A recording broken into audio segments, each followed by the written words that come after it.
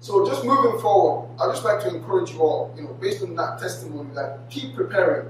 It may not look like it's forthcoming, it's coming like in the next day, in the next 2 days, in the next week, or even in the next year. Keep working hard, keep preparing. Don't wait for the opportunity to come, because by the time the opportunity comes, it may be too late. Prepare on time.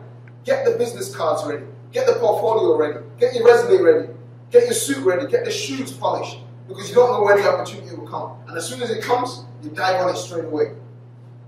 What is faith? What is faith? I would like to encourage each and every one of you to have faith. But what is faith? Faith is, I've not seen it physically, but I know it's going to come. And I'm working on it today because I can see it with my eyes of faith. Moving forward, I'd like to encourage us to reject any negative thoughts that may come. Many people may say, you're not good enough. The task is too great. The opportunity, it's not going to come. Many people may say, you don't have the experience. They're only going to take 50 out of 10,000 people. Well, what's your mentality? Your mentality is, if they're taking 50 out of 10,000 people, I'm going to be among that 50.